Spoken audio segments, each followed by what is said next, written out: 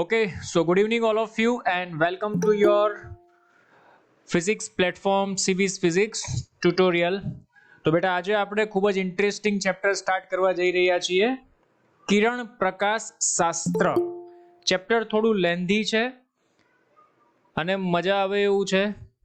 આ ચેપ્ટરમાંથી every year નીટમાં 2 પ્રશ્ન પૂછાય છે. JEE ની વાત કરીએ તો JEE માં પણ સારા એવા પ્રશ્ન આ ચેપ્ટરમાંથી પૂછાઈ શકે છે. ચાલો તો ફર્સ્ટ ઓફ ઓલ આપણે આ ચેપ્ટરની અંદર આ ચેપ્ટરને આપણે 2 પાર્ટમાં બાયફર્ગેટ કરેલું છે. જ્યાં સુધી પાર્ટ 1 ચાલશે ત્યાં સુધી મારા ખ્યાલથી ઓલમોસ્ટ આપણે મિરરના જેટલા પણ કોન્સેપ્ટ છે, બરાબર, પછી જોઈએ પોસિબિલિટીઝ હશે તો સાથે પ્રિઝમ પણ લઈ લઈશું અને લેન્સ અને ઓપ્ટિકલ ઇન્સ્ટ્રુમેન્ટ એ આપણે પાર્ટ 2 ની અંદર કવર કરીશું.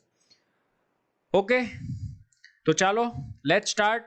કિરણ પ્રકાશ શાસ્ત્ર ચેપ્ટર નંબર 9 ઇન્ટરેસ્ટિંગ છે ભાઈ, જેને આપણે કહીએ છીએ રે ઓપ્ટિક્સ. આપણા ચેપ્ટરનું નામ બીજું આપણે આવું પણ લખી શકાય, રે ઓપ્ટિક્સ, કિરણ પ્રકાશ શાસ્ત્ર, બરાબર.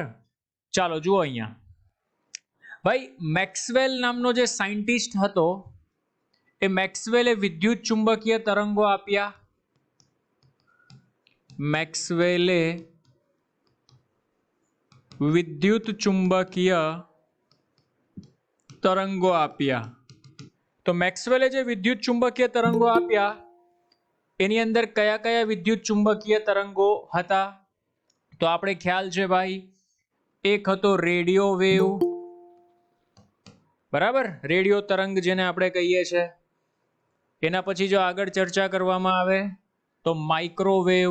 ચલો અહીંયાથી લખું છું, હું શોર્ટ ફોર્મ લખું છું, radio wave, microwave, infrared, visible region, ultraviolet, X rays અને ગામા રેઝ, બરાબર. તો આ 7 તરંગો, 1 2 3 4 5 6 અને 7, આ 7 તરંગો કોને આપ્યા ભાઈ? મેક્સવેલે આપ્યા. તો આ 7 તરંગોમાંથી જે વિઝિબલ રિજિયન છે, વિઝિબલ રિજિયનનો મીનિંગ એવો થાય કે જેની તરંગ લંબાઈ એપ્રોક્સિમેટલી, આપણે એવું લઈએ છીએ એપ્રોક્સિમેટલી 3700 એંગસ્ટ્રોમ, એટલે કોઈ 4000 પણ લખે છે, 3700 એંગસ્ટ્રોમ થી 7800 એંગસ્ટ્રોમ, કોઈ 8000 પણ લખે છે, બરાબર. એટલે કે આ તરંગ લંબાઈની મારે જો અભ્યાસ કરવો છે તરંગ લંબાઈનો, તો એ તરંગ લંબાઈનો અભ્યાસ આપણે કિરણ પ્રકાશ શાસ્ત્રની અંદર કરવાના છીએ. વિઝિબલ, દ્રશ્ય પ્રકાશ જેને આપણે જોઈ શકીએ છીએ, બરાબર. બીજી વસ્તુ કે દ્રશ્ય પ્રકાશ જે વિદ્યુત ચુંબકીય તરંગોની અંદર જે દ્રશ્ય પ્રકાશ વિઝિબલ રિજિયનનો જે પાર્ટ છે એનો અભ્યાસ આપણે 2 રીતના કરીએ છીએ. કારણ કે અલગ અલગ સાયન્ટિસ્ટના મત મુજબ પ્રકાશ એ અલગ અલગ સ્વરૂપ ધારણ કરે છે. એમાં પહેલો આવ્યો તો ભાઈ ન્યૂટન. તો ન્યૂટનનો કણવાદ હતો. ન્યૂટને એવું કીધું કે પ્રકાશ એ કણના સ્વરૂપમાં છે, બરાબર. પછી હાઇગન્સ આવ્યો તો હાઇગન્સે એવું કીધું કે પ્રકાશ એ તરંગના સ્વરૂપમાં છે. તો આના પરથી જ આપણે ચેપ્ટર નંબર 10 પણ ભણીશું, પણ ત્યાં ટોટલી પ્રકાશના કોન્સેપ્ટ અલગ હશે, બરાબર. એના પછી આવ્યો ડી બ્રોગલી ચેપ્ટર નંબર 11 ની અંદર, અને ડી બ્રોગલી એવું કહ્યું કે તમે ટેન્શન ના લો, પ્રકાશ છે એ કોઈ વખતે તરંગ સ્વરૂપે પણ હોય છે, કોઈ વખતે કણ સ્વરૂપે પણ હોય છે. પણ આ આખા ચેપ્ટરની અંદર પ્રકાશ એ કણ સ્વરૂપે છે એવું આપણે ધારીએ છીએ, એવું આપણે લઈને આપણે અભ્યાસ કરવાના છીએ. મારો આમાં કોઈ હાથ નથી. જે પ્રમાણે ચેપ્ટર બનાવ્યું છે એ પ્રમાણે આપણે સમજવાનો પ્રયત્ન કરવાના છીએ. ચાલો ભાઈ આવી જાવ. એ લોકોને ખબર કેમ પડી કે ભાઈ પ્રકાશ એ સીધી રેખામાં ગતિ કરે છે? તો એ લોકોએ સાદો ને સરળ એક્સપેરિમેન્ટ કર્યો. કેવો સાદો ને સરળ એક્સપેરિમેન્ટ કર્યો? ભાઈ એક મીણબત્તી લીધી, મીણબત્તીમાંથી દીવાનો પ્રકાશ બહાર નીકળે, બરાબર. અહીંયાથી એક વ્યક્તિ છે જે જોનાર વ્યક્તિ છે, અને એક વ્યક્તિએ અહીંયા શીટ લીધી, શીટ. તો આ શીટમાં એને નાનો એવો હોલ કર્યો. નાનો એવો હોલ કરતા એ ભાઈને ખબર પડી.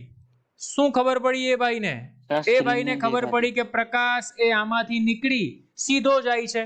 હવે જો આ શીટને થોડી તમે નીચી કરી દેશો, જો શીટને થોડી નીચી કરી દેવામાં આવે તો એ ભાઈને પ્રકાશ પાછો દેખાતો નથી, એટલે એને અહીંયાથી એવું અનુમાન લગાવ્યું કે પ્રકાશ એ કઈ દિશામાં ગતિ કરે છે ભાઈ? તો પ્રકાશ એ સીધી રેખામાં ગતિ કરે. અને કોઈ પણ વસ્તુ જ્યારે સીધી રેખામાં ગતિ કરતી હોય, બોલો. સ્ક્રીન નથી દેખાતી. કોની સ્ક્રીન નથી દેખાતી? એટલે તમે નથી દેખાતી. હું તો દેખાઉં જ છું ભાઈ, મારી સામે ચાલુ જ છે વિડિયો. તારા મોબાઈલમાં પ્રોબ્લેમ હશે. જો લીવ થઈને પછી જોઈન થવું.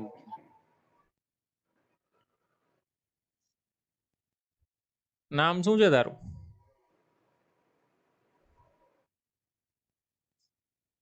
ચાલો, પ્રકાશ એ સીધી રેખામાં ગતિ કરે છે ભાઈ. રેખા એ ભૂમિતિનો એક ભાગ છે.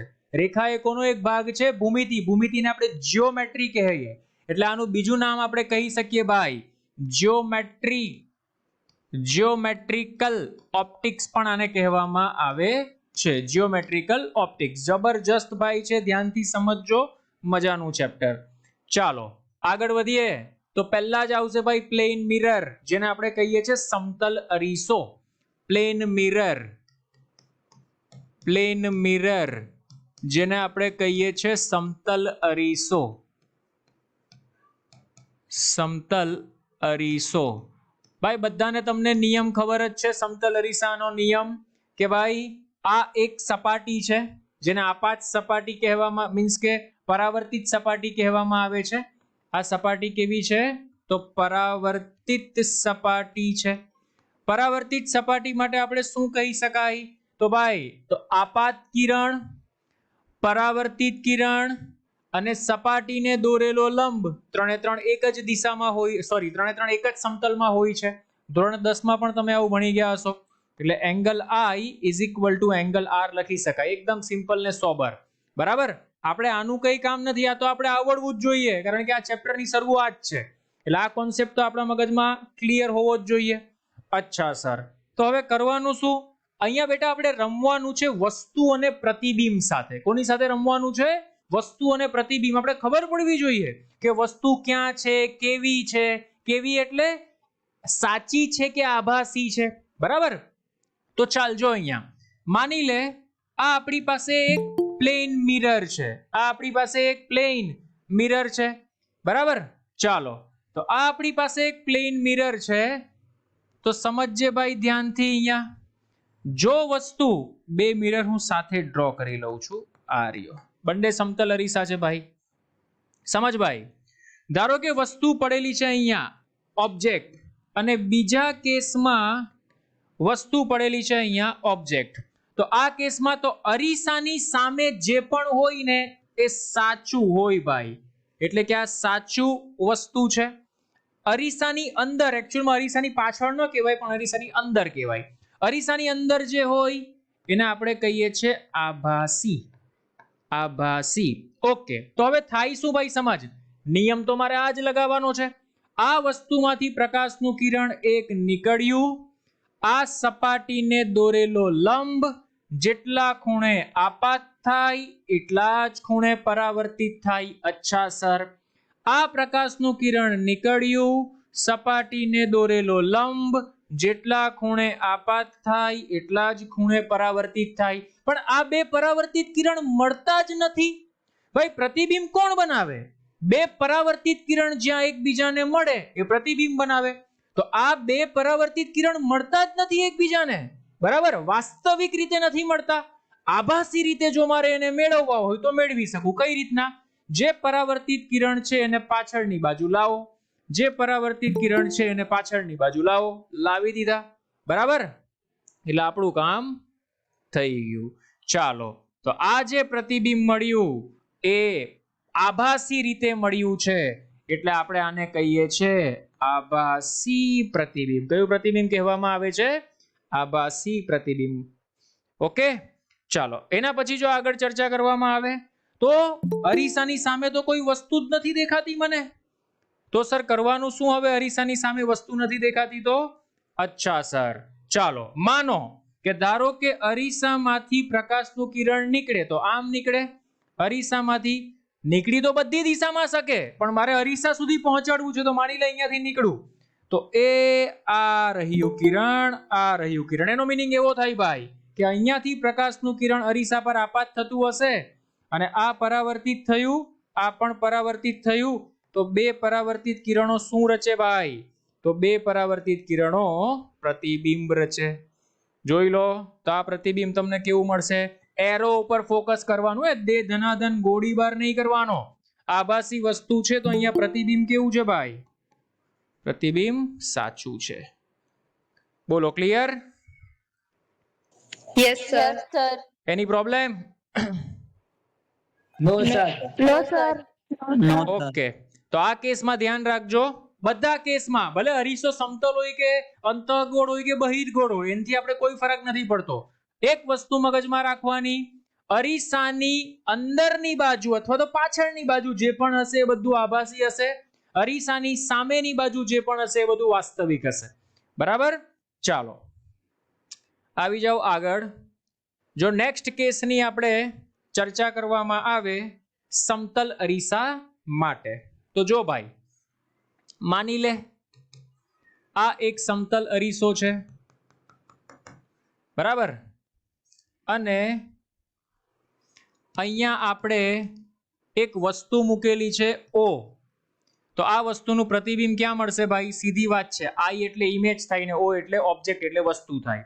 માની લે આ U ઝડપથી આ દિશામાં જઈ રહ્યું છે, તો બોલ આ પ્રતિબિંબ પણ એટલી જ ઝડપથી આ દિશામાં જશે.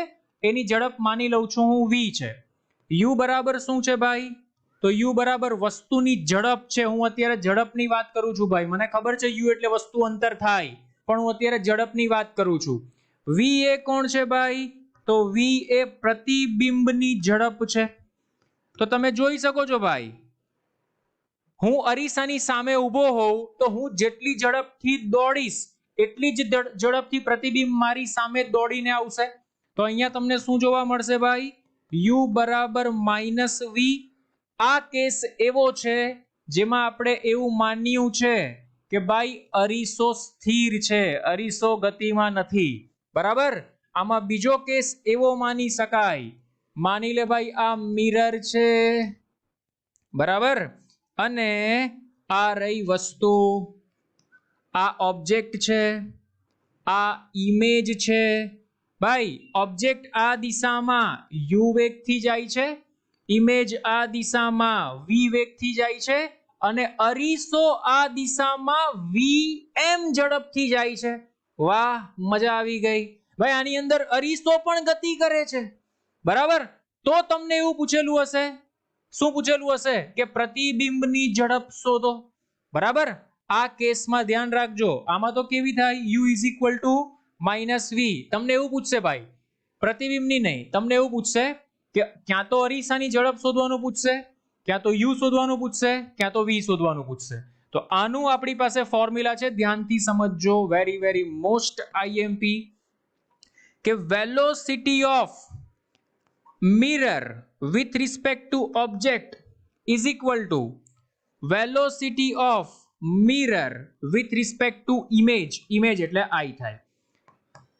સાપેક્ષ ગતિનો કોન્સેપ્ટ લાગે એટલે vm -vo લખી શકાય. અહીંયા આગળ માઇનસની નિશાની આવે એટલે અહીંયા લખી શકાય માઇનસ, ઓપોઝિટ ડિરેક્શન છે એટલે vm માઇનસ, અહીં આવી શકશે vi એટલે vm માઇનસ vo. vo એટલે u કહેવાય, u એટલે vo મેં નામ આપેલું છે. Minus vm minus minus plus vi એટલે ઇન શોર્ટ આપણે લખી શકાય 2 times velocity of mirror is equal to velocity of object plus velocity of image. જબરજસ્ત ફોર્મ્યુલા, સાબિતીનું મારે કોઈ કામ નથી, પણ આ ફોર્મ્યુલા યાદ રાખજો કે મિરરનો વેગ કેટલો થાય? તો u + v ડિવાઇડેડ બાય 2. જબરજસ્ત ફોર્મ્યુલા છે, ધ્યાનમાં રાખજો, u + v ડિવાઇડેડ બાય 2. બોલો clear? Yes, sir. Yes, sir. Okay, Yes. ચાલો ડન. નેક્સ્ટ આવી જાઓ ભાઈ, અહીંયા જુઓ. ધારો કે આ અરીસો છે અને આ લંબ છે. ધ્યાનથી સમજજો હે ભાઈ, વેરી વેરી મોસ્ટ આઈએમપી. એક પ્રકાશનું કિરણ અહીંયા આપાત થયું, આને આપણે કહીએ છીએ આપાત કિરણ I. બરાબર? હવે સમજ ભાઈ, ધારો કે અરીસો ન હોત તો મને પણ ખબર છે ભાઈ પ્રકાશનું કિરણ સીધે સીધું નીકળી જાત. પણ અરીસો હોવાને કારણે ભાઈ, અરીસો હોવાને કારણે આ પ્રકાશનું કિરણ પરાવર્તિત થઈ ગયું. કેટલા ખૂણે ભાઈ? તો એટલા જ ખૂણે પરાવર્તિત થઈ ગયું. ધ્યાનથી સમજ, જો અરીસો ન હોત તો આમ જાત, પણ અરીસો હોવાને કારણે એ આ દિશામાં જ ચાલ્યું ગયું. બરાબર? તો આ જે માર્ગમાં, એના માર્ગમાં જે વિચલન આવ્યું, તો આની ભાષામાં પણ આપણે એને વિચલન ડેલ્ટા જ કહીએ છીએ. આ ખૂણો 180 નો હોય, આ ખૂણો I વત્તા I 2I હોય, તો વિચલનને આપણે લખી શકીએ છીએ 180 માઇનસ 2I. આ ધ્યાનમાં રાખજો, delta is equal two 180 minus 2I. Important formula, MCQ માં પૂછવું હોય તો પૂછી શકે. ક્લિયર? ચાલો, યસ સર. વિચલન Yes. લખી દઉં છું, વિચલન. બરાબર? જો બીજો મસ્ત કોન્સેપ્ટ અહીંયા એકચ્યુઅલમાં એ કોન્સેપ્ટ છે જ, આ રહ્યો. જુઓ, 180 માઇનસ 2I ઓલરેડી મેં તમને સમજાવ્યું. હવે માની લે, ધારો કે આપણી પાસે બે અરીસા છે. એક આ અરીસો છે, આ રહ્યો, બીજો આ અરીસો છે, આ રહ્યો. બે અરીસા વચ્ચેનો એંગલ ધારો કે થીટા છે. બરાબર? અને કોઈ એક પ્રકાશનું કિરણ ધારો કે અહીંયા આપાત થયું. હું ખાલી એક એક્ઝામ્પલ આપું છું. ધારો કે અહીંયા આપાત થયું, માની લઈએ આપણે 30. ચાલ, પ્રેક્ટિકલ અત્યારે એક્ઝામ્પલ મારે તને આપવું છે, તો આપણે 90 ડિગ્રી પર લઈને સોલ્વ કરી નાખીએ. ધારો કે બે મિરર એકબીજાથી 90 ડિગ્રી પર છે, 90 ડિગ્રી પર. આ સપાટીને દોરેલો લંબ છે. માની લે એક પ્રકાશનું કિરણ આપાત થયું અને આપાત કોણ છે ધારો કે 30 ડિગ્રી. તો આપણે પણ ખબર છે ભાઈ, જેટલા ખૂણે આપાત થાય, એકચ્યુઅલમાં જવું જોઈતું હતું એ આ દિશામાં, પણ અહીંયાથી પરાવર્તન પામીને એ આ દિશામાં જશે. બોલ, આ 30 તો આ પણ કેટલા ડિગ્રી થાય સર? 30 ડિગ્રી થાય. સીધું લોજિક. તો અહીંયા કેટલું ડેવિએશન મળ્યું એને? ડેલ્ટા 1 જેને આપણે કહેવાય. તો sir delta 1 is equal two લખી શકું 180 માઇનસ 2. I કેટલો છે? 30 વત્તા 30 એટલે કે 60. 2 into 30, 30 ગુણ્યા 2 60 અને 120 ડિગ્રી. તો પહેલું 120 ડિગ્રીનું મળ્યું. સર કઈ દિશામાં? તો ક્લોકવાઇઝ ડિરેક્શનમાં મળ્યું. સમજ પડી તો બોલો yes. Yes Yes, sir. sir. હા, હવે સમજ. Yes sir. હવે આ આપાત કિરણ એ બીજા અરીસા માટે પરાવર્તિત કિરણનું કામ કરશે. એટલે કે જો આ અરીસો ન હોત, સોરી, આ પરાવર્તિત કિરણ બીજા અરીસા માટે આપાત કિરણનું કામ કરશે. જો આ અરીસો ન હોત તો આ પ્રકાશનું કિરણ અહીંયાથી આમ સીધું નીકળી જતે. પણ આ અરીસા હોવાને કારણે અહીંયા આ પરાવર્તિત પામશે. બરાબર?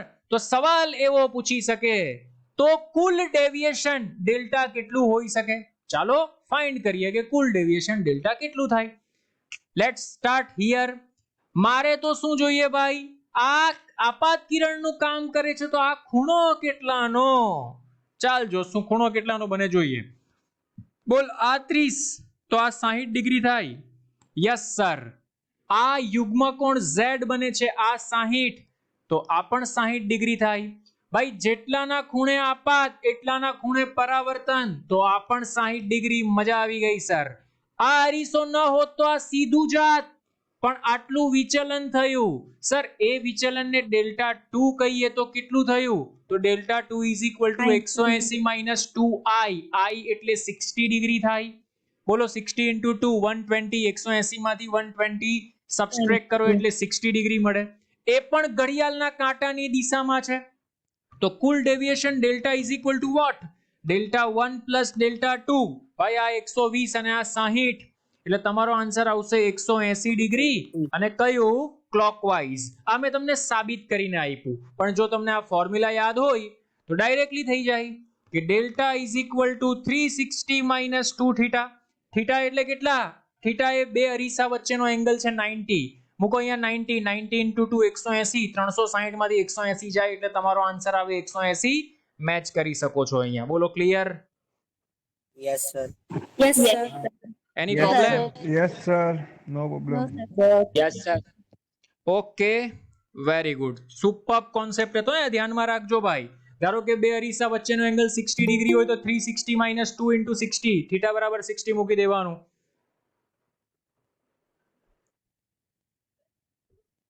Okay? Okay. Okay, sir. Yes, sir. ચાલો, વેરી ગુડ. નેક્સ્ટ અહીંયા આવી જાવ. આ પણ બહુ મસ્ત કોન્સેપ્ટ છે ભાઈ. અરીસો છે ભાઈ, પ્લેન સાદો ને સિમ્પલ અરીસો આપણે જેને કહીએ.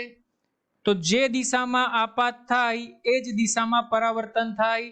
જો કિરણ લંબ હોય તો, કિરણ કેવું હોય ભાઈ? લંબ હોય તો સીધું છે, અરીસાને લંબ જ છે ભાઈ. અરીસાની સપાટીને લંબ આપાત થાય તો પરાવર્તન પણ લંબ થાય.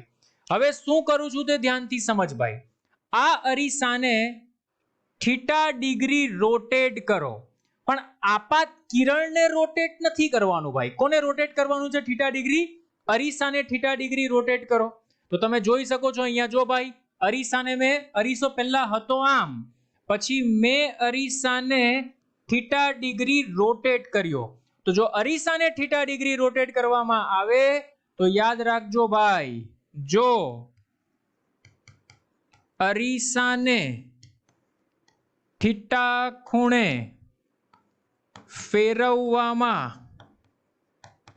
આવે તો પરાવર્તિત કિરણ, કયું કિરણ ભાઈ?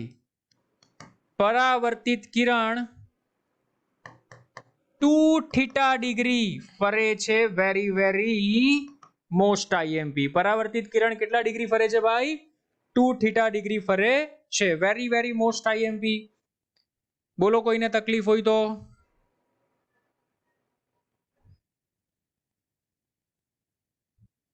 સમજ પડી?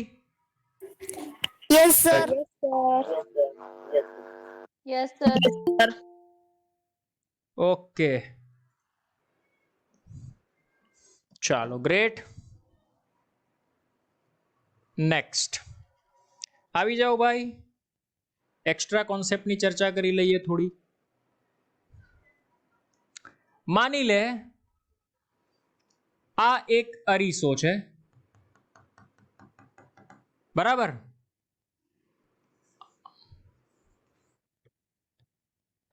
આ એક માણસ છે. માણસની ઊંચાઈ h છે, બરાબર? તો સવાલ એવો પૂછાય ભાઈ, સવાલ કેવો પૂછાય? એવો પૂછાય કે આ એક માણસ છે, માણસની ઊંચાઈ h છે, બરાબર? તો સવાલ એવો છે કે અરીસાને કેટલી ઊંચાઈએ રાખવામાં આવે તો માણસ પોતાને આખે આખો, એટલે ઉપરથી લઈને નીચે સુધી જોઈ શકે, બરાબર? તો આ કેસમાં તારો આન્સર આવશે અરીસાની ઊંચાઈ h/2 હોવી જોઈએ. કેટલી હોવી જોઈએ? ધારો કે એક એક્ઝામ્પલ તને પૂછ્યું કે 180 સેન્ટીમીટર ઊંચાઈ ધરાવતો એક માણસ છે. જો તેને પોતાનું પ્રતિબિંબ અરીસામાં જોવું હોય તો અરીસાની ઊંચાઈ કેટલી રાખવી જોઈએ? તો તમારો આન્સર શું આવશે ભાઈ? 90 સેન્ટીમીટર. બોલો clear? Yes, sir. Yes, sir. Yes, Any- sir. Okay, very good. ચાલો, એના પછી આવી જાઓ અંતઃગોળ બહિર્ગોળ અરીસો, જેને આપણે સ્ફેરિકલ મિરર્સ કહીએ છીએ ભાઈ. સ્ફેરિકલ મિરર્સ એકચ્યુઅલમાં શું હોય સમજો ભાઈ. અહીંયા વર્તુળના જ કોન્સેપ્ટ લાગશે બધા, એકો એક વર્તુળના કોન્સેપ્ટ લાગશે. આપણે જે આ ગોળીય અરીસાઓ બનાવીએ છીએ તમને દેખાય છે ભાઈ કે વર્તુળ પરથી જ આપણે ગોળીય અરીસાઓ બનાવવામાં આવે છે. માની લે ભાઈ કે વર્તુળનો મેં એક માત્ર આટલો ભાગ લીધો, બરાબર? માની લો કે આ વર્તુળનું કેન્દ્ર અહીંયા છે. જો આ વર્તુળને હું ડ્રો કરવા જાઉં તો ઘણું મોટું વર્તુળ ડ્રો થાય. જો ગોળીય સપાટી બહારથી કોટિંગ કરવામાં આવે તો આને આપણે અંતઃગોળ કહીએ છીએ, અને આ જ જો ગોળીય સપાટી છે આને આપણે અંદરથી કોટિંગ કરીએ તો આને આપણે બહિર્ગોળ કહીએ છીએ. બરાબર, આ એનું કેન્દ્ર છે. ઓકે, આને કયો કહેવાય ભાઈ? તો અંતઃગોળ અરીસો કહેવામાં આવે છે. આને કયો અરીસો કહેવામાં આવે છે? તો બહિર્ગોળ અરીસો કહેવામાં આવે છે. બરાબર, આ ઓ તો નહીં, પણ આપણે આને સી કહીએ. ચાલો, આ સી, આ સી, આને આપણે કહીએ છીએ પોલ પી, એટલે કે ધ્રુવ કહેવામાં આવે છે. બરાબર, આને કહેવાય છે પોલ પી, એટલે કે ધ્રુવ કહેવામાં આવે છે. તમને અહીંયા દેખાય છે ભાઈ મુખ્ય અક્ષ, તો આને અરીસાની મુખ્ય અક્ષ કહેવામાં આવે છે. બરાબર, એક વસ્તુ બીજી ધ્યાનમાં રાખજો, લંબ હંમેશા કેન્દ્ર પાસે આવશે. તમને દેખાય છે ભાઈ, જો આ કિરણ આપાત થયું તો આ સી પાસે લંબ બને, એટલે આપણે કહી શકાય કે આપાત કિરણ અને પરાવર્તિત કિરણ બંને વચ્ચેનો એંગલ સેમ થાય. આ ધ્યાનમાં રાખજે, વેરી વેરી મોસ્ટ આઈએમપી. કોઈ પણ ગોળાકાર સ્ફેરિકલ વસ્તુ હોય તો એનો લંબ હંમેશા ક્યાં બને ભાઈ? તો એનો લંબ હંમેશા સી, એટલે કે એના કેન્દ્ર પાસે બને. અહીંયા પણ તમે કહી શકો આ આપાત કોણ અને આ પરાવર્તન કોણ બંને સમાન મૂલ્યના પરસ્પર આપાત કોણ અને પરાવર્તન કોણ બંને સમાન મૂલ્યના હોય છે, એટલે કે એંગલ આઈ. તો આને પણ એંગલ આઈ કહી શકો. સેમ થિંગ આના માટે તમારે બનાવવું છે તો આ રહ્યું, જુઓ, આપાત કોણ અને આ પરાવર્તન કોણ બંને સમાન છે, એટલે હું આઈ લખું છું ત્યાં. બોલો, clear? Yes, sir. Yes, sir. Okay, ચાલો. એક સરસ મજાનું ફોર્મ્યુલા છે ભાઈ, નામ તમને બધાને આવડવું જોઈએ કે એફ ને આપણે કહીએ છીએ કેન્દ્ર લંબાઈ, આર ને આપણે કહીએ છીએ વક્રતા ત્રિજ્યા, અહીં હું યુ ની વાત કરીશ તો અહીં યુ ને આપણે કહીએ છીએ વસ્તુ અંતર, પછી વી ની ચર્ચા કરવામાં આવે તો વી ને આપણે કહીએ છીએ પ્રતિબિંબ અંતર. બરાબર, આ ચાર કોન્સેપ્ટ તો આપણે ખબર હોવી જોઈએ. આમાં દિશાનો ખેલ છે, ડિરેક્શન તમને ખબર પડવી જોઈએ, કઈ પોઝિટિવ લેવી કઈ નેગેટિવ લેવી. આવી જાવ અહીંયા, ચાલો જોઈ લો. એક જ મિનિટ હો, ચાલો, ડોન્ટ વરી, અહીંયા ટ્રાય કરું છું.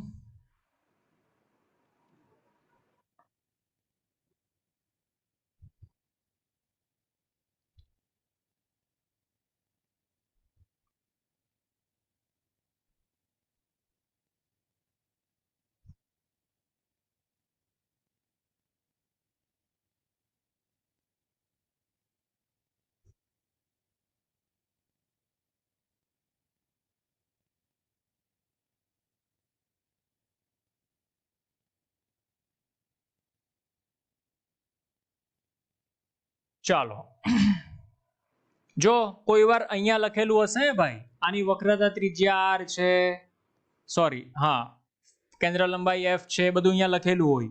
ઓકે, માની લે આ આપણી પાસે છે સી, એક્ઝેક્ટ મધ્યમાં આ આપણી પાસે છે એફ, આ અંતરને આપણે કહીએ છીએ આર, આ અંતરને આપણે કહીએ છીએ એફ.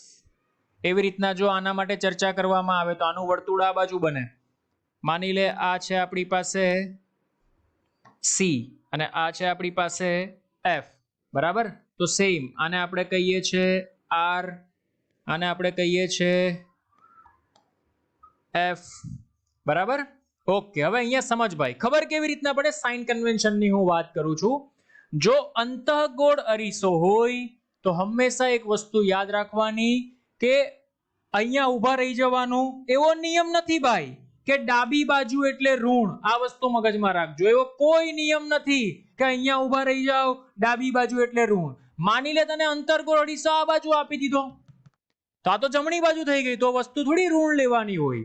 નિયમ એવો છે કે જ્યાં વસ્તુ રાખેલી હોય ત્યાંથી પ્રકાશનું કિરણ જે દિશામાં જાય એને ઋણ લેવામાં આવે.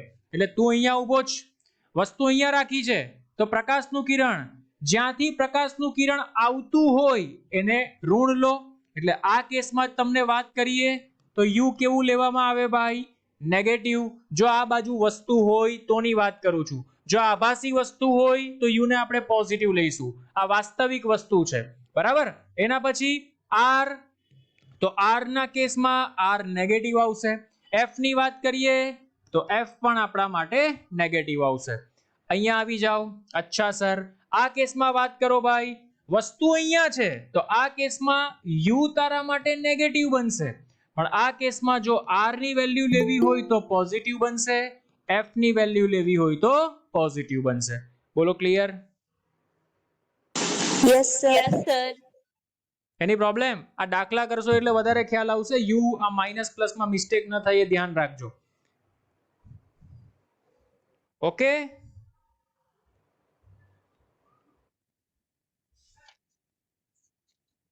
Yes, sir. ચાલો, વેરી ગુડ. નેક્સ્ટ આવી જાઓ. જો અહીંયા મેં લખેલું છે, તમને એક મિરર ફોર્મ્યુલા આપી દઉં, બરાબર. મિરર ફોર્મ્યુલા અહીંયા જ લખી દઉં. કયું છે મિરર ફોર્મ્યુલા? અરીસાનું સૂત્ર.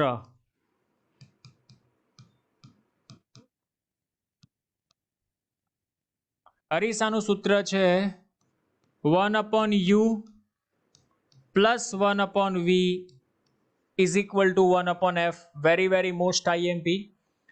અરીસાના સૂત્ર પરથી આપણે મોટવણી લખી શકાય, તો મોટવણીને આપણે લખી શકીએ છીએ -v/u. બીજા બે ફોર્મ્યુલા આના પરથી બને છે કે મોટવણી m is equal to f/f minus u અથવા મોટવણી m is equal to f minus v upon f. આ બે ફોર્મ્યુલા વેરી મોસ્ટ IMP, ધ્યાનમાં રાખજો. મોટવણી પણ ધ્યાનમાં રાખજો, અરીસાનું સૂત્ર પણ ધ્યાનમાં રાખજો, બરાબર. જે ખેલ છે તે બધો આનો જ છે. ઓકે, અહીંયાથી તને ઓટોમેટિક ખ્યાલ આવે ભાઈ, જો વસ્તુ અનંત અંતરે હોય, બરાબર, એટલે યુ તારું ઇન્ફિનિટી થઈ જશે. યુ ઇન્ફિનિટી થઈ જાય, બરાબર, તો તને એવું પૂછે ભાઈ કે મોટવણી કેટલી થાય, પ્રતિબિંબ કેટલું મળે, એ કેસ બધા આપણે અહીંયા સોલ્વ કરીશું. આવી જાવ અહીંયા જો. ઓકે ભાઈ, આ કયો મિરર છે? અંતર્ગોળ કે બહિર્ગોળ એ પહેલા ચેક કરો. બહિર્ગોળ. બહિર્ગોળ છે. કયો છે? હા, બહિર્ગોળ છે, બરાબર. તો આપણે આને નામ આપ્યું, ચાલો, બંને બહિર્ગોળના કેસ છે. આ પણ બહિર્ગોળ છે, આ પણ બહિર્ગોળ છે. ભાઈ, જ્યારે પ્રકાશના કિરણો અનંત અંતરેથી આવી રીતના આમ સમાંતર હોય ને, તો એનો મીનિંગ એવો થાય કે પ્રકાશના કિરણો અનંત અંતરેથી આવે છે. તો જો અહીંયા લખેલું છે ભાઈ, વસ્તુ ક્યાં છે? અનંત અંતરે છે. તો જ્યારે પ્રકાશના કિરણો અનંત અંતરે આથી આવે ત્યારે પ્રતિબિંબ ક્યાં મળે? તો પ્રતિબિંબ એક કેન્દ્ર પર મળે. પણ સમજ, અહીંયા પ્રકાશના કિરણો જે પરાવર્તિત થાય છે, પરાવર્તિત કિરણો એકબીજાને મળતા જ નથી. એટલે મેં તને શીખવાડેલું, મળતા ન હોય તો પાછળની બાજુ જવા દો. પાછળની બાજુ જવા દો એટલે તને પ્રતિબિંબ કેવું મળશે ભાઈ? વાસ્તવિક મળશે કે આભાસી મળશે? તો સીધી વાત છે ભાઈ, આભાસી મળશે. તો આ વર્ચ્યુઅલ ને આપણે કહીએ છીએ આભાસી પ્રતિબિંબ મળશે, બરાબર. અચ્છા સર, તો આપણે ચર્ચા કરીએ મોટવણીની, તો મોટવણી કેવી મળશે? m << 1 મળશે, બરાબર. અને ઇરેક્ટ એટલે એ સીધું મળશે, બરાબર. આ ધ્યાનમાં રાખજો. આ પણ અંતર્ગોળનો જ કેસ છે. આ અંતર્ગોળના કેસમાં આપણે વસ્તુને ક્યાં રાખી છે? તો અનંત અંતરેથી પોલની વચ્ચે ગમે ત્યાં તમે રાખો, બરાબર. તો તમને પ્રતિબિંબ ક્યાં મળશે? તો પોલ અને ફોકસની વચ્ચે. આ ધ્યાનમાં રાખજો ભાઈ, P અને F ની વચ્ચે મળશે, બરાબર. m << 1 એ પણ પ્રતિબિંબ કેવું મળશે ભાઈ? આભાસી જ મળવાનું છે. અને એ પણ કેવું મળશે ભાઈ? સીધું જ મળશે. તો આ કેસમાં ધ્યાન રાખજે કે જ્યારે બહિર્ગોળ અરીસો હશે તો બહિર્ગોળ અરીસામાં પ્રતિબિંબ હંમેશા તને કેવું મળે છે ભાઈ? આભાસી જ મળે છે. મગજમાં ઘૂસે છે? Yes, sir. Any problem? Yes, sir. No, okay, ચાલો. એના પછી વાત કરીએ અંતર્ગોળ. આ બધા કેસ તમે ધોરણ 10 માં ભણી ગયા છો ભાઈ, એ જ કેસ છે. આ અંતર્ગોળ અરીસો બધા હવે અંતઃગોળના કેસ છે. અંતર્ગોળ અરીસામાં જુઓ, ચેક કરો. અનંત અંતરેથી તો આ વસ્તુ છે ભાઈ, ક્યાંથી આવે છે? અનંત અંતરેથી. તો એનું પ્રતિબિંબ ક્યાં રચાય? તો F પર.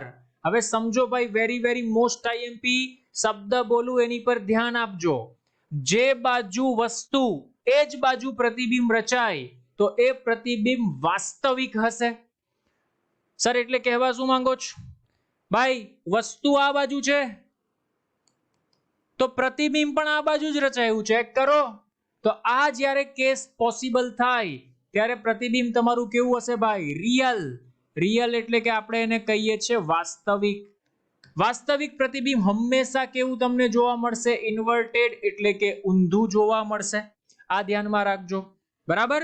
તો જ્યાં સુધી સમજજો ભાઈ, જ્યાં સુધી તમે કેન્દ્ર પર લાવો છો, આ કોની વચ્ચેનો કેસ છે?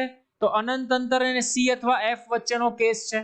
તો તમને પ્રતિબિંબ, તો એક વસ્તુ મગજમાં રાખજો, જેમ જેમ વસ્તુ નજીક આવતી જશે તેમ તેમ પ્રતિબિંબ એફ થી દૂર થતું જશે. જો ચેક કર, પહેલા વસ્તુ અનંત અંતરે હતી તો પ્રતિબિંબ એફ પર તને મળ્યું, પછી વસ્તુ અનંત અંતરેથી નજીક આવી તો પ્રતિબિંબ એફ થી દૂર જાય છે, પછી વસ્તુ તમે સી પર લાવો તો પ્રતિબિંબ સી પર મળે છે. હજુ તમે વસ્તુને નજીક લઈ જશો તેમ તેમ પ્રતિબિંબ તમારું શું થશે ભાઈ? દૂર જતું જશે. વેરી વેરી મોસ્ટ આઈએમપી, આ ધ્યાનમાં રાખજો. બોલો, કોઈને તકલીફ? No, sir. ઓકે. સેમ આ રિમેઇનિંગ 3 જો તમે જોઈ શકો છો ભાઈ, વસ્તુ જેમ જેમ નજીક આવે છે તેમ તેમ પ્રતિબિંબ દૂર જાય છે. જો વસ્તુને F પર રાખી તો પ્રતિબિંબ અનંત અંતરે મળે છે, U = F, તો પ્રતિબિંબ V = ∞ મળે છે. જો તમે વસ્તુને F થી હજુ આગળ લઈ જશો તો પ્રતિબિંબ આભાસી થઈ જશે. આ એક અગત્યનો કેસ છે, ધ્યાનમાં રાખજો. જો F થી અંદરની બાજુ લઈ જશો તો પ્રતિબિંબ તમારું કેવું થઈ જશે ભાઈ? આભાસી. અંતર્ગોળ અરીસામાં એક સ્પેશિયલ કેસ છે આભાસી માટેનો. બરાબર? અને મેગ્નિફિકેશન >1 થઈ જશે. Most IMP. બોલો, clear? Yes, sir. Any problem? Yes, sir. No, sir. કોઈ તકલીફ નથી ને? No, sir. No, sir. Okay, very good. ચાલો, આપણી પાસે અરીસાનું ફોર્મ્યુલા છે 1/u + 1/v = 1/f. એટલે કે તમે આને આમ પણ લખી શકો, 1/v = -1/u + 1/f. ભાઈ આ f છે ને એ અચળ હોય, કોઈ પણ અરીસા માટે બદલાય નહીં. અરીસો ફિક્સ હોય તો f અચળ થઈ જાય. અચ્છા સર, તો આવું લખવાનું રીઝન શું સર? તો આવું લખવાનું એકમાત્ર રીઝન આ છે, ધ્યાનથી સમજજો. જો તમે 1/v અને 1/f આનો ગ્રાફ ડ્રો કરશો, સોરી 1/v અને 1/u આનો ગ્રાફ ડ્રો કરશો તો આ ગ્રાફ તમને આવી રીતના આમ મળશે. સર તમને કેમ ખબર? તો ભાઈ કોઈ પણ ગ્રાફ ડ્રો કરો તો એને સરખાવી દો. y = mx + c. જો સીધી રેખા મળતો હોય તો y એટલે 1/v છે તો 1/v છે, x અક્ષ પર 1/u છે તો 1/u x અક્ષ પર છે. બરાબર? અને c એટલે 1/f. તો આ ગ્રાફ તમે ડ્રો કરશો તો આવી રીતના તમને જોવા મળશે. બોલો, ક્લિયર? Yes, sir. Yes, એની sir. Problem? No, sir. No, sir. No, sir. Okay No, sir. Okay, ચાલો. એના પછી જો ચર્ચા કરવામાં આવે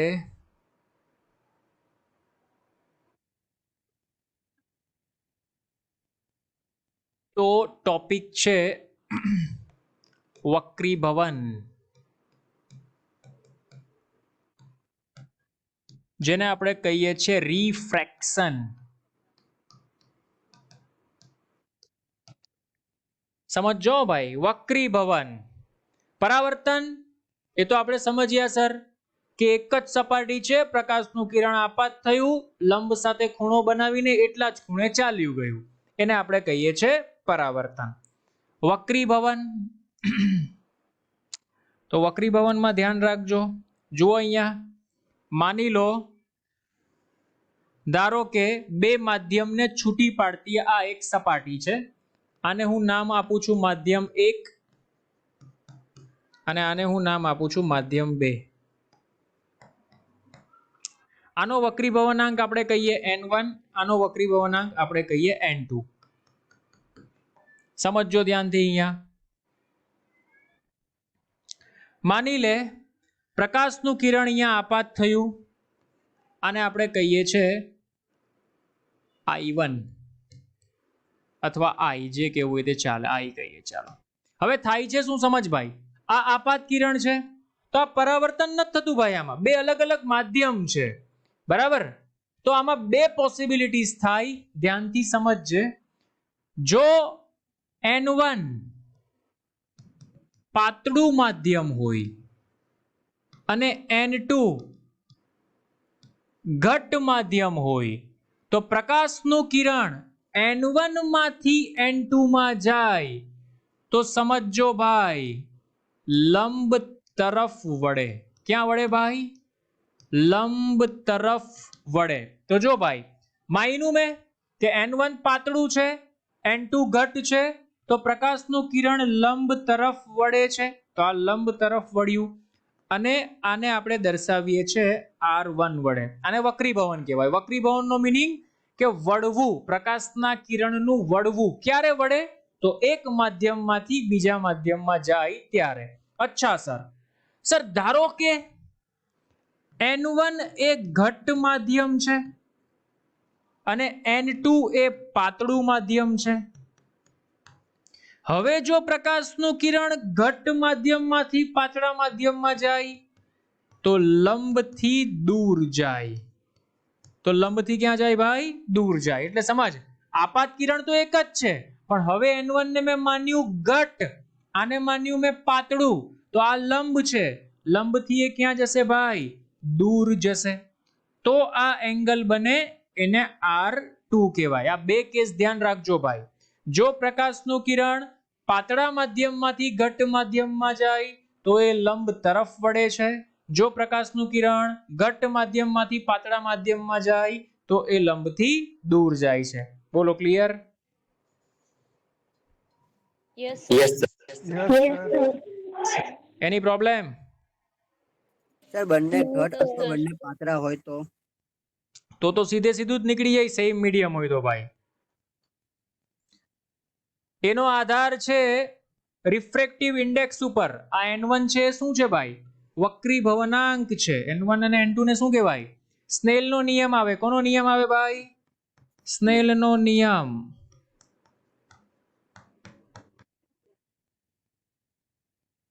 શું કે સ્નેલનો નિયમ? કે n1 sin I is equal to n2 sin R. આ ધ્યાનમાં રાખજો. Very most IMP. અને સ્નેલનો નિયમ કહેવામાં આવે છે. sin I એટલે કે પ્રકાશનું કિરણ જ્યાં આપાત થાય એનો સાઇન એંગલ, પ્રકાશનું કિરણ જ્યાં વક્રીભૂત થાય એનો પણ સાઇન એંગલ. જ્યાં આપાત થાય ત્યારે વક્રીભવન કોણ જે માધ્યમ હોય તેનો લેવાનો વક્રીભવનાંક, પરાવર્તિત થાય ત્યારે જે વક્રીભવનાંક હોય તે લેવાનો, અને સ્નેલનો નિયમ કહેવાય. બરાબર? તો વક્રીભવન એ સ્નેલનો નિયમ આવે છે, એની સમજૂતી આપે છે. ધ્યાન રાખજો. બોલો clear? yes, sir. Yes, sir. હવે સર આ વક્રીભવન શું છે? તો સમજ ભાઈ, વક્રીભવન મળ્યું ક્યાંથી? વક્રીભવનાંક જેને આપણે કહીએ છીએ. વક્રીભવનાંકના બે સિમ્બોલ, એને n થી પણ દર્શાવી શકો અથવા મ્યુ થી પણ દર્શાવી શકો. ભાઈ રિફ્રેક્ટિવ ઇન્ડેક્સ તારે જો દર્શાવવો હોય તો રિફ્રેક્ટિવ ઇન્ડેક્સ એ ઓલરેડી ચેપ્ટર નંબર 8 માં આપણે ભણી ગયા છીએ. મેં YouTube પર ભણાવેલું છે કે refractive index mu is equal to c by v. c એટલે ચુંબકીય તરંગની હવા મીન્સ કે શૂન્ય અવકાશમાં ઝડપ ના છેદમાં માધ્યમમાં ઝડપ. આનો ગુણોત્તર, આને રિફ્રેક્ટિવ ઇન્ડેક્સ કહેવામાં આવે છે. બરાબર? આની વેલ્યુ છે ભાઈ, જો રિફ્રેક્ટિવ ઇન્ડેક્સની વેલ્યુ હવા માટે ચર્ચા કરવામાં આવે તો 1 લેવામાં આવે છે, આપણે યાદ રાખવું પડશે. હવા માટે કેટલું છે ભાઈ? 1. સમજ પડે છે? ઓકે. જો ગ્લાસ માટે લેવામાં આવે, ગ્લાસ, તો 1.5 છે. ગ્લાસ માટે, ગ્લાસ એટલે કાચ, કાચનો વક્રી ભવનાંક કેટલો? 1.5. જો પાણી માટે લેવામાં આવે તો 1.33 છે. આ ધ્યાનમાં રાખજો ભાઈ. પાણી માટે કેટલો છે? 1.33. કોઈ વાર ન આપેલો હોય તો આપણે આવડવું જોઈએ. બોલો, ડન? Yes, sir. કોઈને તકલીફ? હવે બીજી વસ્તુ સમજ ભાઈ. વાત અહીંયા આવી છે તો તને કરી જ દઉં કે પ્રકાશનું કિરણ જ્યારે એક માધ્યમમાંથી બીજા માધ્યમમાં જાય ત્યારે એની સાથે કઈ કઈ વસ્તુ બદલાય? તો ભાઈ પ્રકાશનું કિરણ એ વિદ્યુત ચુંબકીય તરંગ છે, તો સીધી વાત છે એની પાસે તરંગ લંબાઈ હશે લેમ્બડા. બરાબર? ઓકે સર, ચાલો. તરંગ લંબાઈ લેમ્બડા છે તો સમજ, પ્રકાશનું કિરણ જ્યારે એક માધ્યમમાંથી બીજા માધ્યમમાં જાય, ક્યાં લખું? અહીંયા લખી દઉં છું. ચાલ, કે પ્રકાશનું કિરણ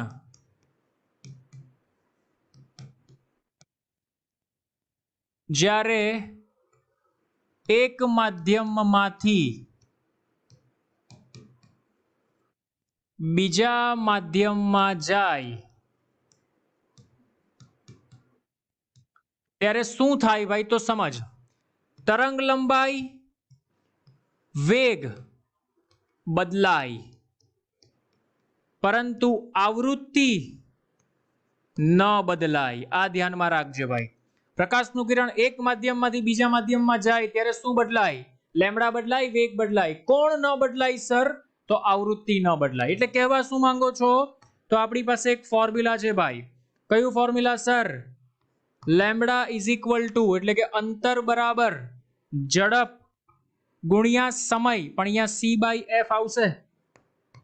એટલે આપણે આવું લખી શકાય, c is equal two lambda into f.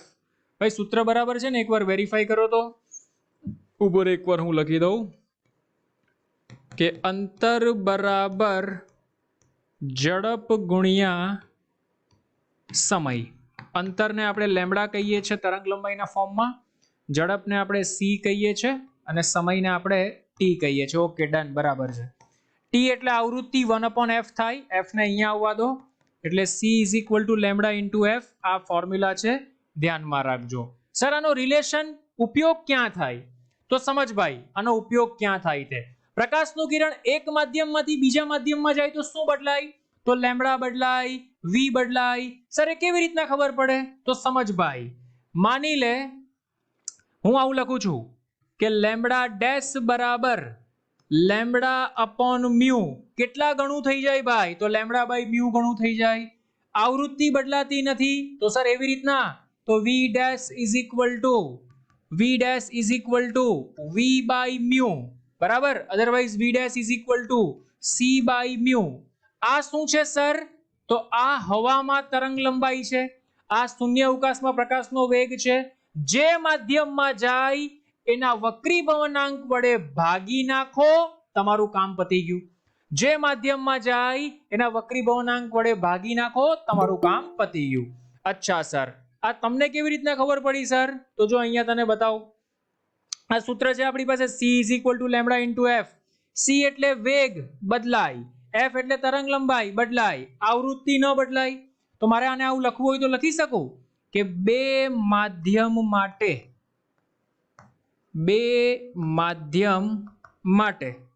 બોલો, બે માધ્યમ માટે લખવું હોય તો આપણે શું લખી શકાય કે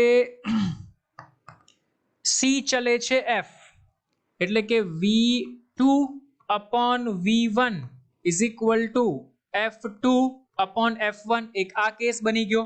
અને અહીંયા આવી જાઓ, તમને અહીંયા ખબર છે ભાઈ કે વેગ અને વક્રી ભવનાંક એકબીજાના વ્યસ્ત પ્રમાણમાં છે. અચ્છા, તો અહીંયા તમે શું લખી શકો?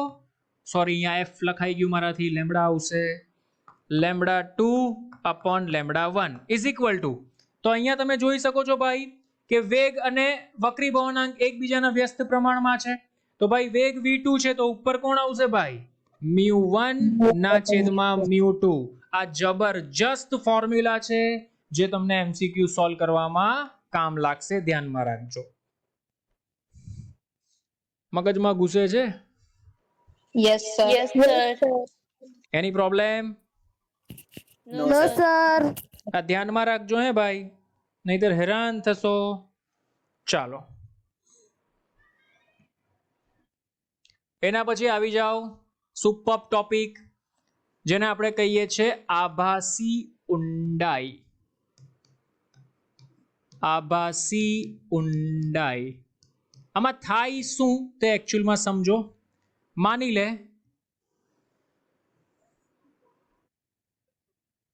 થોડું મોટું ડ્રો કરવું પડશે મારે. માની લે આમાં પાણી ભરેલું છે.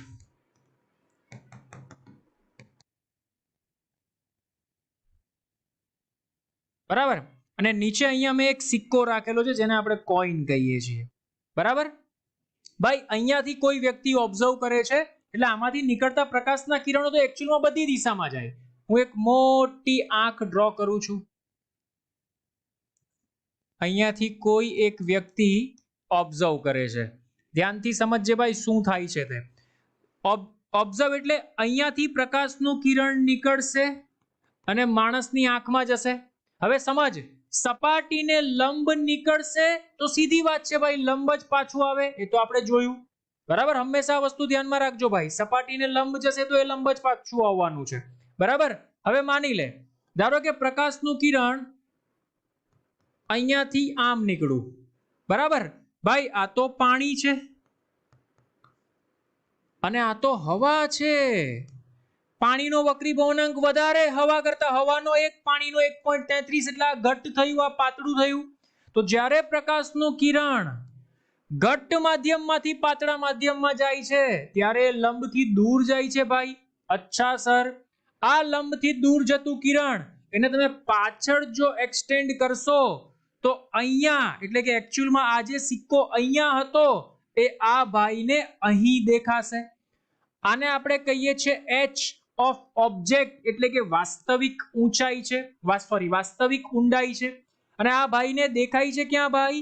તો આ ભાઈને અહીંયા દેખાય છે HI. આને કહેવાય આભાસી ઊંડાઈ. બરાબર, મગજમાં ઘૂસે છે? તો આ ઉપર કેટલું ઉપર દેખાય? તો આપણે માની લઈએ ધારો કે x જેટલું ઉપર દેખાય. તો આ એનું ફોર્મ્યુલા છે જેને આપણે શિફ્ટ કહેવામાં આવે છે. સિક્કો હતો અહીંયા પણ કેટલો ઊંચો દેખાયો એને આપણે કહીએ છીએ શિફ્ટ. તો એનું ફોર્મ્યુલા શું છે ભાઈ? તો આ ફોર્મ્યુલા છે એનું શિફ્ટનું, ધ્યાન રાખજો. x અહીંયા d છે, મેં x લીધું છે. x h એટલે કે સાચી ઊંડાઈ કૌંસમાં 1 - 1/n. n એટલે કે વક્રીભવનાંક. અહીંયા તમે n ની જગ્યા પર મ્યુ પણ લખી શકો છો. અરે મગજમાં ઘૂસે છે? Yes, sir. Any problem? Yes, sir. Clear? Yes, sir. Yes, sir. અને તમે આને આમ પણ લખી શકો છો કે n2/n1 is equal to h of object ના છેદમાં h of image. બરાબર, આને કહેવાય HO એટલે સાચી ઊંડાઈ, HI એટલે આભાસી ઊંડાઈ. ઉપર n2 નો મીનિંગ થાય પ્રકાશનું કિરણ ક્યાંથી આવે છે અને ક્યાં જાય છે. આવી રીતના આમ યાદ રાખવાનું ભાઈ, આ સૂત્ર તમારે યાદ રાખવું હોય. n2 નો મીનિંગ શું થાય? હવે ધારો કે ઊંધું પૂછી લીધું ભાઈ તને, ઊંધું રિવર્સ, કે કોઈ વ્યક્તિ છે સ્વિમિંગ પુલની અંદર અને બહાર જુએ છે. તો બહાર જુએ તો જે વસ્તુ જેટલી ઊંચાઈએ હોય એને કરતા વધારે ઊંચાઈએ દેખાય. તો ત્યારે પણ તું આ સૂત્રનો ઉપયોગ કરી શકે. Formula same. તો ત્યારે શું થશે ભાઈ? n2 અને n1 તારા માધ્યમ બદલાઈ ગયા. તો આપણે એવું યાદ નહીં રાખવાનું. n2 નો મીનિંગ થાય પ્રકાશનું કિરણ ક્યાંથી આવે છે? તો ભાઈ ઘટ્ટ માધ્યમમાંથી આવે છે આ કેસમાં. ક્યાં જાય છે? તો આ કેસમાં પાતળા માધ્યમમાં જાય છે. HO એટલે સાચી ઊંડાઈ, HI એટલે આભાસી ઊંડાઈ. બોલો clear? Yes, sir. Yes, sir. એની Yes, problem? No, sir. Okay, very good. ચાલો ભાઈ, સુપર્બ, જબરજસ્ત. આને કહેવાય લેટરલ શિફ્ટ. શું કહેવામાં આવે છે આને? Lateral shift. લેટરલ શિફ્ટનો મિનિંગ શું થાય તે સમજો પહેલા. આ એક ટી થિકનેસ ધરાવતું એક માધ્યમ છે. ઉપર પણ હવા છે, નીચે પણ હવા છે, એટલે કે અહીંયા પણ હવા છે અને નીચે પણ હવાનું માધ્યમ છે. બરાબર? એટલે આની સાથે શું થાય છે ભાઈ?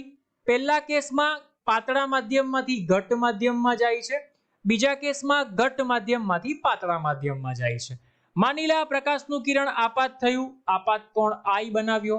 બોલ, પ્રકાશનું કિરણ પાતળા માધ્યમમાંથી ઘટ માધ્યમમાં જાય તો તમને લંબ તરફ વળતું દેખાય છે. જો આ રહ્યું કિરણ લંબ તરફ વળતું. જો આ સપાટી ન હોત તો ભાઈ સીધે સીધું નીકળી જાત, પણ પાતળામાંથી ઘટમાં એટલે લંબ તરફ વળે છે. ઓકે, આ બીજી સપાટી માટે વાત કરીએ તો બીજી સપાટી માટે આ વક્રીભૂત કિરણ એ આપાત કિરણનું કામ કરે છે. ફરી પાછું એકવાર, તો હવે એ ઘટ માધ્યમમાંથી પાતળા માધ્યમમાં જાય તો તમે જોઈ શકો છો લંબથી દૂર જાય છે. તો એને જોયું ભાઈ કે આ જે લંબથી દૂર કિરણ ગયું ને એ ઓરિજિનલ કિરણ હતું ને એને સમાંતર છે. એટલે ઓરિજિનલ કિરણ જતું હતું આ દિશામાં, પણ થોડું શિફ્ટ થઈ ગયું. કેટલું શિફ્ટ થઈ ગયું સર? આટલું શિફ્ટ થઈ ગયું. અને લેટરલ શિફ્ટ કહેવાય. શું કહેવાય ભાઈ? લેટરલ શિફ્ટ, જેનું ફોર્મ્યુલા છે lateral shift is equal two T sin I minus R ના છેદમાં cos R. લેટરલ શિફ્ટ નું ફોર્મ્યુલા શું છે ભાઈ? લેટરલ શિફ્ટ બરાબર T sin I minus R ના છેદમાં cos R. અહીંયા sec R છે, 1 upon cos એટલે sec જ થવાનું છે. આ તમારું ફોર્મ્યુલા બની જશે. સુપર જબરજસ્ત ફોર્મ્યુલા છે સર. I તો મને ખબર પડી ગઈ, ચલો કે આપાત થાય એટલે I, પણ R તો આપ્યો જ નથી ભાઈ. R કેવી રીતના શોધાય? તો સ્નેલના નિયમ પરથી. કોના નિયમ પરથી? સ્નેલના નિયમ પરથી R શોધી શકાય. સર સ્નેલનો કયો નિયમ? તો n1 sin I is equal to n2 sin R. બોલો clear? Yes, sir. Any problem? No, sir. Very good. Excellent. ચાલો આવી જાઓ એના પછી. ધ્યાનથી સમજજો ભાઈ. આને કહેવાય ઓપ્ટિકલ પાથ લેન્થ.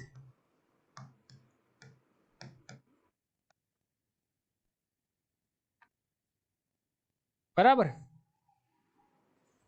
માન કે આ એક કાચનો સ્લેબ છે આપણી પાસે. ચાલ એક કામ કરીએ, ઊભો લઈએ આપણે. આડો એટલે ને. આ એક કાચનો સ્લેબ છે આપણી પાસે, જેનો વક્રીભવનાંક છે મ્યુ. જેનો વક્રીભવનાંક કેટલો છે? મ્યુ છે. ભાઈ ધ્યાનથી સમજજે હું જે સમજાવવા માંગુ છું તે. આ કાચનો એક સિમ્પલ લોજિક ભાઈ. આ હાઈવે છે અને આ ખાડા ખરબચરા વાળો અથવા જંગલ વાળો રસ્તો છે એવું માનો. અહીંયાથી બે વ્યક્તિએ, આ એક વ્યક્તિ, આ બીજી વ્યક્તિ, બે વ્યક્તિએ પોતાની જર્નીની શરૂઆત કરી. બંને પહોંચવું છે અહીંયા. બરાબર? ચાલો, very good. All remark, get set, go. બંને સ્ટાર્ટ કરી તો આ ભાઈ તો જબરજસ્ત ભાઈ પહોંચી ગયો ફટાક કરતો અહીંયા. પણ આ ભાઈ જેવી જર્ની સ્ટાર્ટ કરી એટલે અહીંયા પહોંચ્યો ને, એટલે અહીંયા એની સ્પીડ ધીમી થઈ ગઈ. મારી વસ્તુ સમજી શકો છો તમે? Yes, sir. કેમ ધીમી થઈ ગઈ? ધીમી થવાનું રીઝન એ કે ભાઈ વક્રીભવનાંક હોવાને કારણે જે વેગ છે એ વેગ મ્યુમાં ભાગ જેટલો ઘટી જશે. અચ્છા, તો હવે થાય શું સર? એનો મીનિંગ એવો થાય કે આ વ્યક્તિએ આની અંદર વધારે સમય વિતાવવો પડે. તો આ સ્લેબની અંદર જેટલું અંતર કાપે છે એ કેટલું હશે ભાઈ? માની લે, અરે હું બોલું છું સમજ પડે છે બેટા? Yes, sir. હા, માની લે આ સ્લેબની થિકનેસ છે T. થિકનેસ કેટલી છે ભાઈ? T. તો સમજ ભાઈ, સ્લેબની અંદર પ્રકાશે કાપેલું અંતર એ હશે ભાઈ મ્યુ ઇન્ટુ ટી. કેટલું અંતર કાપેલું હશે ભાઈ? Mu into T. સમજ ભાઈ, આ વ્યક્તિ જ્યારે અહીંયા પહોંચી ગયો ને ત્યારે આ ભાઈ તો હજુ અહીંયા જ પહોંચેલો છે, બરાબર? અચ્છા સર, તો આપણે અહીંયાથી ગણતરી કરીએ તો આ ભાઈએ કેટલું વધારાનું અંતર કાપ્યું ભાઈ? તો આટલું વધારાનું અંતર કાપ્યું. અચ્છા સર, ચાલો તો સર કેટલું વધારાનું અંતર કાપ્યું એ મારે શોધવું હોય તો હું કેવી રીતના શોધી શકું? તો એ વધારાનું અંતર બેટા તમે લખી શકો μ-1 into t. Very very most IMP, જેને શિફ્ટ પણ કહી શકો. શું કહી શકો તમે? શિફ્ટ પણ કહી શકો, અથવા વધારાનું અંતર પણ કહી શકો. μ-1 into t ધ્યાનમાં રાખજો.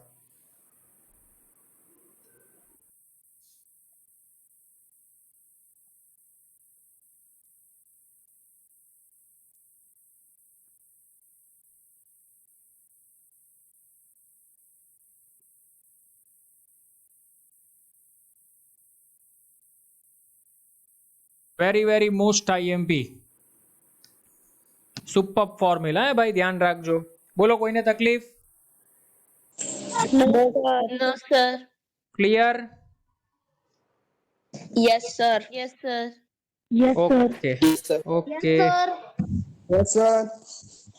Okay okay, just a minute.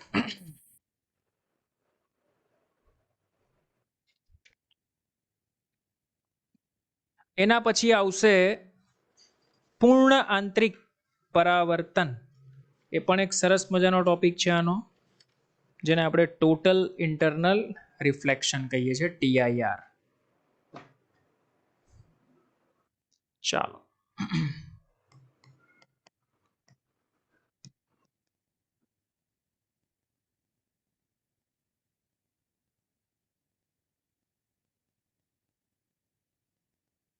જો ભાઈ હવે સમજજે ધ્યાનથી. ભાઈ પરાવર્તન તો અરીસો હોય તો જ થતું હતું સર. આ તો અરીસાની ચર્ચા જ નથી, આપણે તો વક્રીભવનની ચર્ચા કરીએ છીએ અને પરાવર્તન થાય છે. આ પણ બેટા એક મેજિક જેવું જોવા મળ્યું આપણે. જો અહીંયા સમજ, ધારો કે આ બે માધ્યમને છૂટી પાડતી સપાટી છે. એક વસ્તુ મગજમાં રાખજે, પૂર્ણ આંતરિક પરાવર્તન તને ત્યારે જ જોવા મળશે જ્યારે પ્રકાશનું કિરણ ઘટ્ટ માધ્યમમાંથી પાતળા માધ્યમમાં જતું હશે. બરાબર, આ ધ્યાનમાં રાખજે ભાઈ. પૂર્ણ આંતરિક પરાવર્તન તને ક્યારે જોવા મળશે? જ્યારે પ્રકાશનું કિરણ ઘટ્ટ માધ્યમમાંથી પાતળા માધ્યમમાં જતું હશે. માની લે આ પાતળું માધ્યમ છે, એનો વક્રીભવનાંક n1 બરાબર 1, કારણ કે હવાને આપણે પાતળું માધ્યમ ગણીએ છીએ. માની લે આ ઘટ્ટ માધ્યમ છે, એનો વક્રીભવનાંક n2 બરાબર n અથવા μ પણ તમે લઈ શકો. બરાબર, આ સપાટીને દોરેલો લંબ લઈ લઉં છું. ધ્યાનથી સમજજો હે ભાઈ, મજાની વાત. મેં પ્રકાશનું એક કિરણ આપાત કર્યું, આ રહ્યું 1 નંબરનું કિરણ. બરાબર, આ બન્યો આપાત કોણ I. બરાબર, હવે શું થાય છે સમજ ભાઈ, સીધી વાત છે. પ્રકાશનું કિરણ જો ઘટ્ટ માધ્યમમાંથી પાતળા માધ્યમમાં જાય તો આપણે પણ ખબર છે કે લંબથી દૂર થાય. ઓકે, તો આ 1 નંબરનું કિરણ લંબથી દૂર ગયું અને આ વક્રીભૂત કોણ બન્યો મારો R1. ઓકે સર, ચાલો હવે હું લઉં છું પ્રકાશનું બીજું કિરણ, આ રહ્યું. સમજ્યા ભાઈ, આ પ્રકાશનું મેં બીજું કિરણ લીધું, આ રહ્યું આ બીજું કિરણ. એને લંબ સાથે ખૂણો બનાવ્યો, માની લે મેં નામ આપ્યું I'. અચ્છા, સીધી વાત છે ભાઈ, એ પણ ક્યાં જશે? લંબથી દૂર જશે. અચ્છા સર, વેરી ગુડ. આ મેં બીજા નંબરનું કિરણ ડ્રો કર્યું. ઓકે, હું શું કરું છું ભાઈ? આપાત કોણનું મૂલ્ય ધીમે ધીમે વધારતો જાઉં છું. વધારો જી આપાત કોણ. તો જો ભાઈ આ ત્રીજું કિરણ મેં આપાત કર્યું, આ ત્રીજા નંબરનું કિરણ. અરે મજા આવી ગઈ. ત્રીજા નંબરનું કિરણ બેટા મેં આપાત કર્યું તો એ અહીંયા આપાત પર વક્રીભૂત થયું. બરાબર, ક્યાં વક્રીભૂત થયું? લંબથી 90 ડિગ્રીના ખૂણે વક્રીભૂત થયું. મને તો મજા આવી ગઈ ભાઈ. હવે સમજ, very very most IMP, very very most IMP. હવે ચોથા કિરણ ઉપર જો હું નજર કરું તો આ ચોથા નંબરનું કિરણ ભાઈ આ એંગલને માની લે મેં નામ આપ્યું I ટ્રિપલ ડેશ, બરાબર. ચોથા કિરણ પર ફોકસ કરજે ભાઈ. આ ચોથા નંબરનું કિરણ, હવે જો મેં આને વક્રીભૂત કર્યું, સોરી આપાત કર્યું, તો એ પરાવર્તન પામીને ફરી પાછું એ જ માધ્યમમાં આવશે. ભાઈ મજાની વાત, વેરી વેરી મોસ્ટ આઈએમપી. અરીસો નથી છતાં તને પરાવર્તન જોવા મળ્યું. અરીસો નથી છતાં તને શું જોવા મળ્યું? પરાવર્તન. અરે સમજાય તો બોલ yes sir. Yes, sir. Any problem? Yes, sir. ભાઈ ક્યારે તને પરાવર્તન જોવા મળ્યું? તો સમજ, જે ખૂણે, વેરી વેરી મોસ્ટ આઈએમપી પદ રિપીટ બોલવા જઈ રહ્યો છું, જે ખૂણે, આ ખૂણો, જે ખૂણે પ્રકાશનું કિરણ 90 ડિગ્રી પર વક્રીભૂત થાય તેને ક્રિટિકલ એંગલ એટલે કે ક્રાંતિ કોણ કહેવામાં આવે છે. એટલે કે આ મારો બની જશે ક્રાંતિ કોણ, જેને હું થીટા સી વડે દર્શાવીશ. સુપર્બ, જબરજસ્ત. ફરી એકવાર રિપીટ કરું છું કે જે ખૂણે પ્રકાશનું કિરણ, અધરવાઇઝ એમ પણ લખી શકો તમે કે પ્રકાશનું કિરણ જો 90 ડિગ્રીએ વક્રીભૂત થાય તો સ્નેલનો નિયમ ભાઈ ક્યાંથી આવ્યું? અહીંયાથી આવ્યું સર. તો n1 sin I is equal to n2 sin R. તો n1 તો n1 જ, સોરી n1 તરીકે આપણું કામ કોણ કરે છે? n2 કરે છે. n2 કોણ છે? તો n છે. ઇન્ટુ sin I એટલે કેટલા ખૂણે આપાત કર્યું ભાઈ? થીટા સી ખૂણે આપાત કર્યું. n2 નું કામ કોણ કરે છે? 1 કરે છે. તો 1 ઇન્ટુ sin R નું કામ કોણ કરે છે? 90 ડિગ્રી. સુપર્બ. તો અહીંયા એક મને ફોર્મ્યુલા મળ્યું ભાઈ, sin theta she is equal two 1 upon n. આને ક્રાંતિ કોણ કહેવાય. કયો કોણ કહેવાય ભાઈ? ક્રાંતિ કોણ. હવે સમજ, જો આપાત કોણનું મૂલ્ય ક્રાંતિ કોણ કરતા વધારે તો જ તને શું જોવા મળશે ભાઈ? પૂર્ણ આંતરિક પરાવર્તન જોવા મળશે. આ કન્ડિશન મગજમાં રહેવી જોઈએ. ફરી એકવાર રિપીટ કરું છું કે જો આપાત કોણનું મૂલ્ય એ ક્રાંતિ કોણ કરતા વધુ તો જ શું જોવા મળે ભાઈ? TIR જોવા મળશે, જેને આપણે કહીએ છીએ પૂર્ણ આંતરિક પરાવર્તન. અરે સમજ પડે તો બોલ yes. Yes, sir. Yes, sir. Yes, sir. Any problem? No, sir. Confirm? Yes, sir. Okay, very good.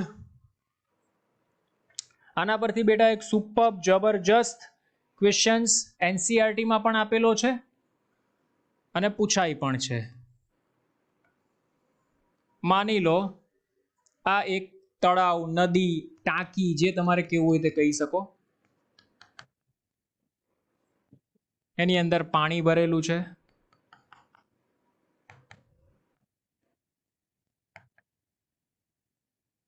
અહીંયા નીચે મેં એક બલ્બ રાખેલો છે.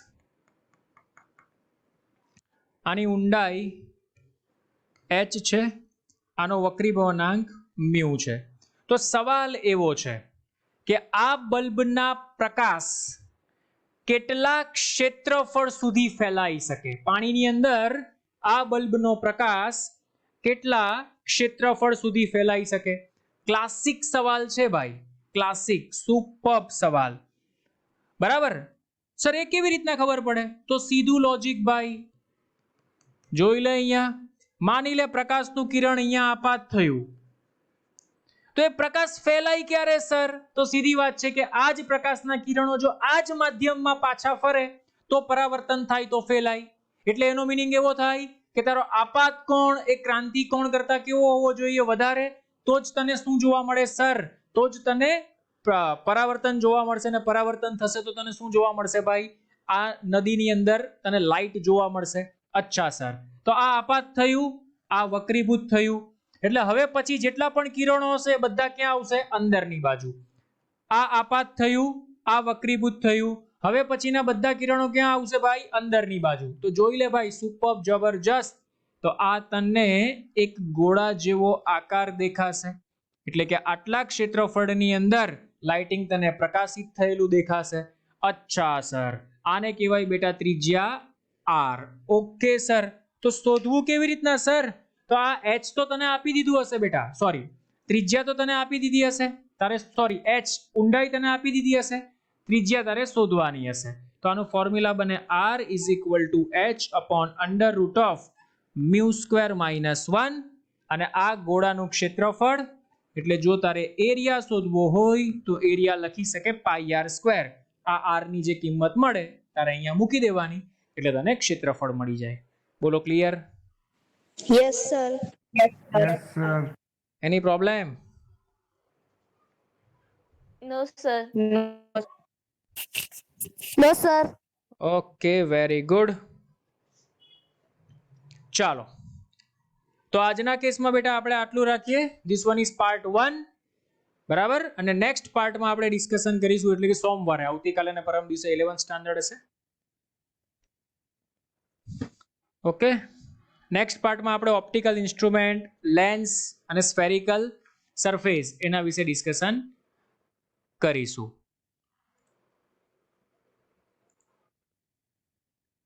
Okay, sir.